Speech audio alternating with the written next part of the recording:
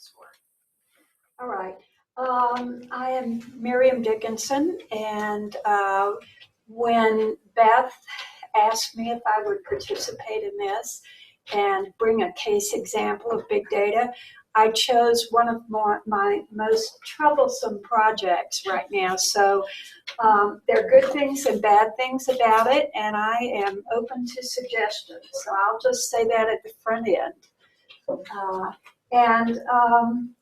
I thought about this in terms of challenges and opportunities. When faced with these kinds of projects, we have both. We have opportunities with big data, things that we couldn't do otherwise, and we also have challenges. So I'm going to hit on both of these. Okay, so my example is a project from the primary care setting. We had an NIDDK-funded pragmatic trial to test two approaches to improving care for stage 3 and 4 CKD patients in primary care. And the settings really are across the country. So it's not just in Colorado. Actually, the PI isn't in Colorado. It's someone from Buffalo. The arms both got this computer decision report where they evaluated the situation with the patients using EHR kinds of information and fed back to the clinician at the point of care information about what they should do at a particular stage of care. And so both arms got that. So there wasn't completely a control arm here. And the really active intervention arm got that, plus practice facilitation that helped them incorporate this into the workflow in their practices. So it's a cluster randomized trial, and the unit of randomization, or the cluster, is actually the primary care practice. And the practices were both family medicine and internal medicine practices, so both kinds. CKD, chronic kidney disease. Chronic kidney disease, yes, thank you, sorry. Okay, and stages 3 and 4, stage 3 is GFR of 60 down to 30, I believe. Clinicians might want to correct me. And yeah, I think it's 30. And then 15 to 30 is stage 4. So stage 4 is worse. Stage 3 is better. Once they have a sustained GFR below 15, they go on to dialysis. They're essentially an end-stage renal disease. So just keep that in mind as I'm going through this.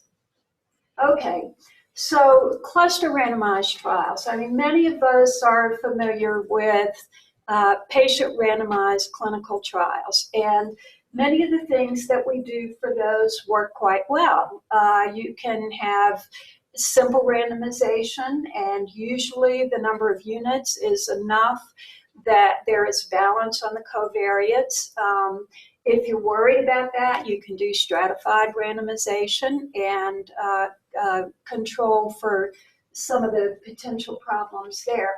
But with cluster randomized trials, the number of clusters to be randomized is usually much smaller than trials in which individuals are randomized.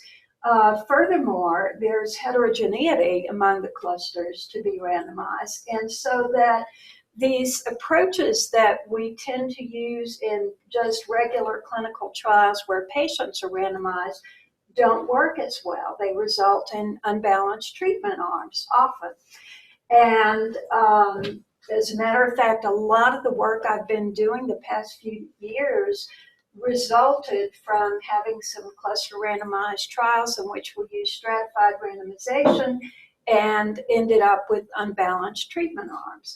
And it affected inference. It affected the findings of the study. We were never sure that the treatment effects that we observed in some of these early studies were due to the actual interventions or whether they were due to the differences in the groups, and you couldn't go back and fix that.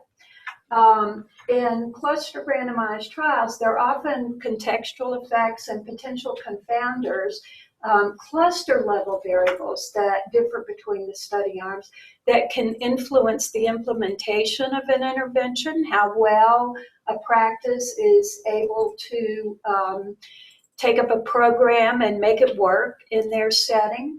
And it can also influence, obviously, patient outcomes. So this led me down the path of something called covariate constrained randomization. And I'm going to talk a little bit about that. And I consider this one of the opportunities from big data, because you can only do it if you have baseline data on the units to be randomized. So in this case, the organization that pulled the data for us for this trial was the Dartnet Institute, and they're actually located here. They're over on the commercial side of things, but it's a 501c3 organization, and they host data sets for QI and for research. Much of what they do is QI, but they do a good bit in research. And basically they pull EHR data from a variety of systems and clean it to some extent and download it. And then they give it to us researchers to try to do something with. So what we were trying to do with this covariate constrained randomization was to get practice level summary data on variables that may affect either the implementation of the interventions or the outcomes. So we had two basic sets. One was structural and patient sociodemographic data, and we actually got that in this trial from surveys that, the practices reported this information. And then clinical data at baseline, really prior to baseline, Dartnet was able to go in and pull the EHR data and identify tentatively, it's not perfect, but in a preliminary kind of way, identify potentially eligible patients for this trial. And we would aggregate that to the practice level to use in this procedure. So structural and demographic data basically was practice size, and then some things about race, ethnicity, and some things about insurance, Medicaid or uninsured. And then clinical data, we had the kinds of measures that were important to this study had to do with whether their diabetic patients were under control at baseline or whether they weren't. So we had percent of patients with hemoglobin A1Cs greater than 9. We had percent of patients who were diabetic. Many of the CKD patients are diabetic. We had the percent that were stage 4. The percent with systolic blood pressure greater than 130 and systolic blood pressure greater than 140, because there are a couple of different standards for control that have been going on. Mean GFR, mean hemoglobin A1C, mean systolic blood pressure. So we had quite a few clinical measures.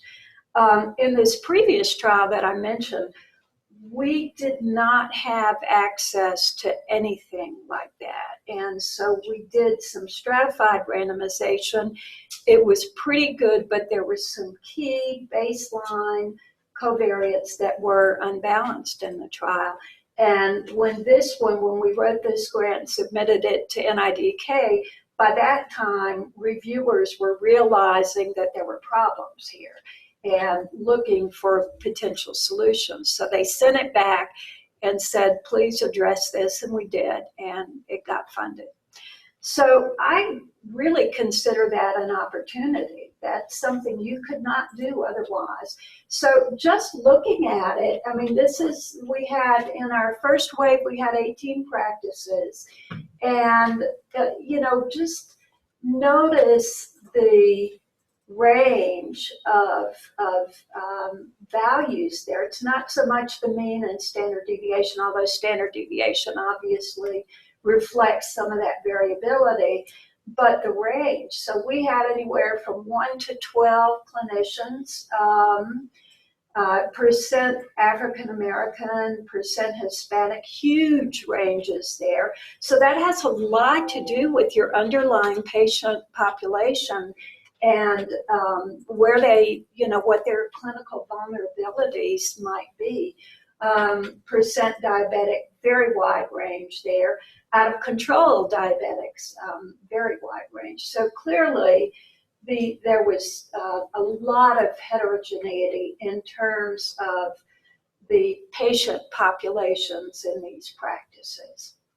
So going on, the way this procedure works, and when I did the first lit search, I mean, there were fewer than 10 articles, I think, maybe fewer than 5 on this topic, and not a lot of work had been done in the area. But there was some, so that was good. But the way that it generally works is we generate, if you have a small enough sample, you generate all possible randomizations. I did that with SAS, PROC, IML, and I want to recognize Brenda sitting out there on the first row. And she and I have been partners in crime in this, and we've worked together over the years to do this on a number of projects. You can incorporate stratification. The way I had seen it done previously was to limit the possible randomizations to those that met these preset criteria, and that's what we did here. And that worked pretty well. If you know, and it also cuts down on the number of possible randomizations, because obviously 18 wasn't too bad. The complete trial, I forget, it was, I think we ended up with about 30. I think the goal was 36, but we ended up with about 30 practices. It gets prohibitive after a while. And so you will sometimes need to do things to either sample from all possible randomizations or cut down in the beginning as to the number that you consider. So we had a couple of things. We had East versus West, and we used that as a stratification variable. And then we had 8 practices in 3 organizations, and we also had to do some things with those. Now, standardization, not a lot of work has been done here. Usually what I've been doing is using z-scores or 0 to 1 range. We've tried both. They're just very recently, in the past year, really in the past 6 months, there has been a paper published in Statistics in Medicine that actually used one of our data from one of our other trials, one of the ones that Allie led, as an example of this. And they have done some simulation studies to look at various things that you can vary in terms of how you do the procedure and what the effects of that are. But I think more work clearly needs to be done here. But for each randomization, you compute something called the balance criterion. There are several forms, but the most commonly used is something like a sum of squared differences between the control and intervention groups. You can apply weighting. We didn't here, but it can be done if you have some reason for doing that. And then once you've done that, you identify an optimal set of randomizations that meet a preset criteria for an allowable distance between the groups. And again, not a lot of standards there, so it's still in progress. And choose one, and that's your final randomization. So that's what we did. Oh, I didn't show that. Anyway, that's what we did, and it worked pretty well. We did compare the suboptimal randomizations with the randomizations that met the criteria, and there was, quite a bit of range of difference in this suboptimal group. And it worked well. We got at baseline, we had balanced treatment groups. Now, the trial is over. We have the data, and here's where the problems begin. So, the first part was the easy part. Now it's not easy. So there are a lot of challenges. Those were the opportunities, and now we have challenges. One of the challenges here is that some of the practices dropped out. Now, I'm right in the middle of this, so I haven't put together the consort diagram for practices. There is an extension of the usual consort statement for cluster randomized trials, and I'm not there yet. I've looked at patients, but I have not looked at practices. But some of the practices dropped out. It's not random. Most of the time they dropped out because their EHRs changed and they weren't working as closely with DARTnet in the control group as they were in the intervention group, and they were more likely to drop out. So we have a problem there. That said, where I've started is just the straightforward intent to treat analysis, and we're going to have to figure out some other things to do with it. But basically, what I received from this DARTnet Institute were a set of files. They had initially identified more than 12,000 patients who were in these practices who were potentially eligible for the cohort. Everything's retrospective. It's all pulled at the end of the trial. Nothing happens up front. The clinical data file had more than 6 million observations. We had a couple of 100,000 GFRs over time, and et cetera, et cetera. So, and drug exposure data was huge also, and visit data was also huge. So, so you get the picture. It was very challenging just to get started. So the first problem was who's in the cohort. So they had 7 or 8 years worth of EHR data that this DARTnet Institute pulled. And the first thing to decide was that all these patients met some criteria for stage 3 or stage 4 CKD, but it could have been at any time prior to study baseline. And, creatinines bounce up and down, and that was a problem.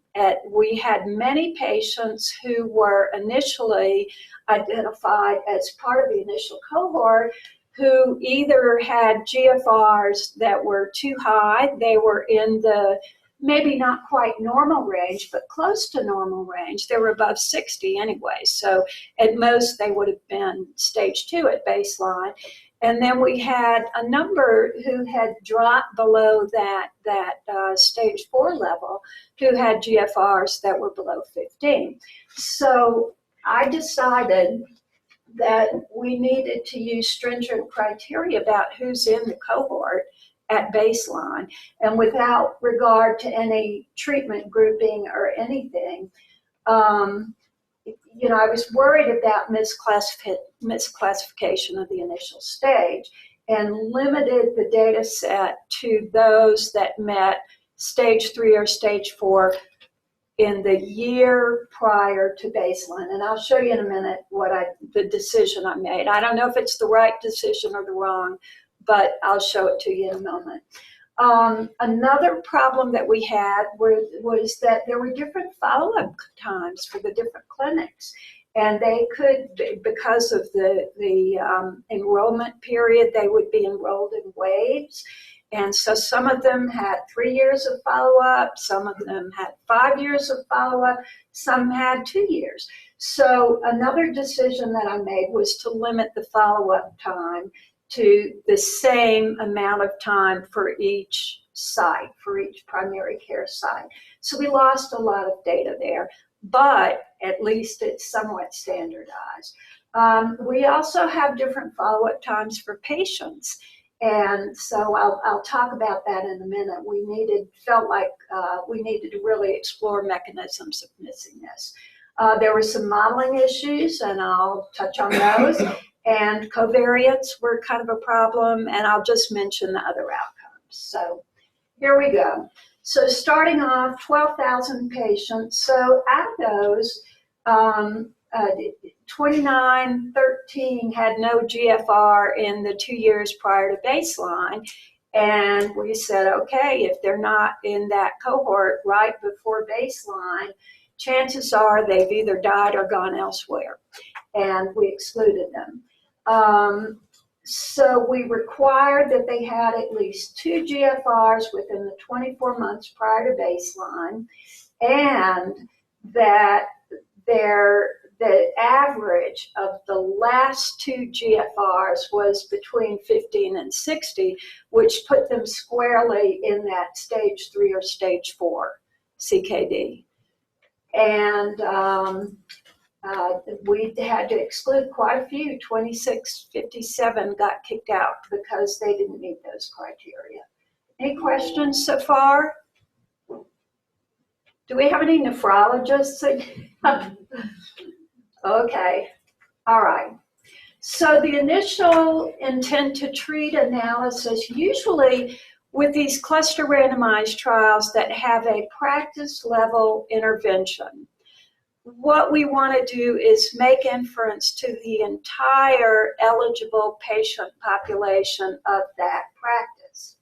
Sometimes we sample to do that, but in this day and age, most of the time we can actually get data on the eligible population if we hopefully define it more or less correctly.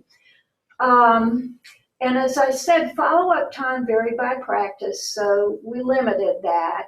And limiting it to 24 months, we had less time to observe change from a practice level intervention, probably attenuating possible treatment effect, but who knows. But on the other hand, I feel like there may have been some possible reduction in potential biases that would have been due to differences in maximum follow-up time and how that played out.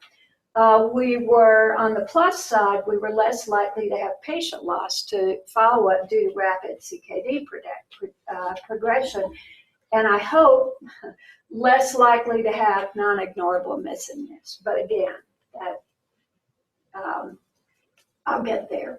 So follow-up time and number of GFRs varied by patient. Now, I was assured by DARTnet that all these creatinines were outpatient creatinines. I don't believe it, but I don't have any way, not any reasonable way to screen the data for that. I mean, possibly looking at high density in terms of numbers of creatinines being drawn very close together would be one way to do it. I haven't tried to do that. They've assured me they're outpatient. I don't know. We'll see. This one's in progress right now. On average, patients had a little over a year of follow-up time. And there's the breakdown in terms of the number. We have a fair amount that 28% had less than 6 months. But in the spirit of intent to treat analyses, we're trying to use all available data there. Patients could have come in, this is cluster randomized, but it's using just EHR data that depends on when the patient happened to come in. They didn't necessarily come in at baseline. They could easily have come in a year after baseline for their yearly checkup and not had a GFR drawn during that intervening time. So it does make sense that this could happen. And this doesn't seem to be different between intervention groups. So, we're feeling okay about that.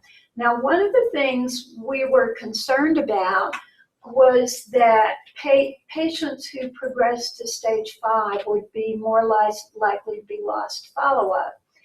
And so we looked at that, and actually it turned out that the sicker patients seemed to have more aggressive follow-up, and relatively few patients, only 1.4%, actually progress to stage 5 CKD. Because once they hit that point, they don't, they put them on dialysis and they're not constantly drawing creatinines. Okay, going on. So the initial intent to treat analysis is longitudinal mixed effects models, kind of standard approaches, adjusting for patient random effects and site random effects.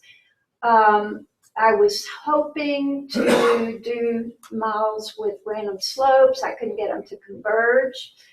And so this is what I've got right now, and I'm not sure I'm totally comfortable with it. There are some differences after the practice dropout between the treatment arms. They're not huge, but I don't have those shown up here. But there are a few things that are a little concerning, and so I'm thinking that I'm going to do some sensitivity analyses. Actually, what I was considering, and especially after I thought about it yesterday as I was pulling things together, and it was confirmed this morning, I was just wondering about maybe using a propensity score analysis as part of this, as a sensitivity analysis, to adjust for differences in baseline covariates on the patients between the two treatment arms. So maybe, we'll see. But what it looks like right now, if you'll notice here, so after adjusting, but these are all baseline. We haven't tried any interaction effects, and I haven't done anything with time varying covariates yet. This is just straight intent to treat. This minus 0.83 in GFR, that agrees with the literature. That's not too different. Usually, much of the literature shows about a 1-point decline per year. So that's in the range that you would expect. So this is in the arm that just got the tool and didn't get any help with implementing it. They turned it on and they left the practice, basically. But it's ironic that these estimates are very similar, but in the arm that got the practice facilitation, it appears that there's very little change. When you look at these, this is the difference in slope, so that's going to put the slope for that arm to be pretty close to 0. So we would like to believe that, but I think I want to be kind of careful about that and do some other things to confirm. So we'll see. But it's hopeful. It's hopeful. We'll see. Quick question on the slope. Pardon? For the GFR slope over the years, a lot of times it seems like those programs have kind of a non-linear effect. It probably does. This is just 2 years. It's just 24 months. And Gosh, I'm afraid to go there. We've done some heavy nonlinear kinds of things with child weight growth data, and they've worked nicely, but this one's not wanting to converge even with what we've got. So yeah, it's a good point. It's a good point. You probably wouldn't have to get too fancy. I'm figuring just a yeah. almost. It could be. I mean, it could go either way, though. So we may explore that. But yeah. Plus, creatinines. I mean, from what we've seen, Brenda and I worked on a project with Denver Health Data a few years ago, and we saw something similar. The creatinines bounced around all over the place, and we had trouble modeling slopes. And we came across an article that advised averaging over 6-month periods, and really that's kind of what you're interested anyway, in, is that you want this general trend. Are they going to go on to stage 5, or can you halt that process or delay that process? So does it maybe, Miriam, that the mean isn't the right thing? Like, yeah, maybe it's just, but also they're studying variation instead it's of mean. variation So too. if they're controlling them to not have low swings, Right. I don't know. Well, I don't know how to model that, by the way, because I have know. the same question I in some know. areas of my research, but studying variance, if you can't study the mean. Right. And that's a problem. Yeah, the variation is a problem. And acute kidney injury is a problem here too. Okay. Because, and that's what I don't know if it's in here or not. Where you have these sudden drops in creatinine or sudden increases in creatinine, drops in GFR. And so, yeah, anyway, that's one of the problems. And not being able to model slopes is difficult. But, maybe person level variability might be something to look at too. That's a good point. So I'm looking for ideas.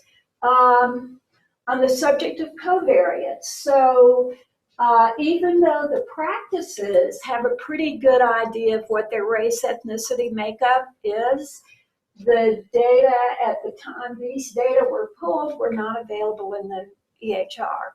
So most of the race ethnicity is missing. We had some counterintuitive associations, and one of them was that use of NSAIDs was associated with higher GFRs overall, which is completely counterintuitive. On the other hand, when you think about it, what we're seeing is a suggestion that there's greater recognition of CKD in sicker patients, and so they're tending to start reducing the use of NSAIDs as the patients get sicker. But I had to be really careful to talk to the PIs about that and said, don't jump to any conclusions, don't report that NSAIDs are advantageous, to fly in the face of prior evidence. So we had to be careful with interpretation. Misclassification is a problem. In this particular data set, I tried to code for comorbidities, and we had a mix of ICD-9, ICD-10, and snowbag codes. And, that was a problem. We're going to be, other clinical outcomes, we're going to be looking at systolic blood pressure. And in fact, I've done kind of the basic intent to treat analysis. Doesn't look like that really changed too much. And I have less trouble modeling systolic blood pressure than GFR, so that one hasn't caused trouble. Process of care outcomes, we're going to be looking at nephrology referrals, use of NSAIDs over time. This was just at baseline. Use of ACEs and ARBs. Presence of the CKD diagnosis, which indicates recognition. And if I had time, I could potentially do some mediator analyses And I don't know if it's going to happen or not. It would be very interesting, but those are the target of that intervention. And it would be nice to know, in addition to knowing whether these things improved in the intensive intervention group, whether the improvement was associated with improvement in GFR. And I'm smiling at Brenda because we've done some things like that and would kind of like to do them again, but we'll see. And that's it. So I'll go back. Questions? Yes. I have a couple of comments. Yeah. Suggestions are welcome. Yeah. Two things. One, regarding the outpatient GFRs, have you tried linking them to visits? They're all, Because there should be, if it's an there's a OMA, there should be date. visit types. Yeah, there's Yeah, you would only be able to link them by date, Right. in person. I can only link them by dates, but it would appear that a lot of these labs show up that actually aren't linked to visits, but it's, do you throw it out? They may have come in for extra labs. They may have come in on a different day. I guess you could give it a date range. Yeah. But it's a good point, and yeah. Hopefully, it doesn't always happen in the states I've seen, but yeah, you Right. visit type Close. as well. Uh-huh. So, not necessarily if it's an outpatient visit. Right. The second comment would be the concept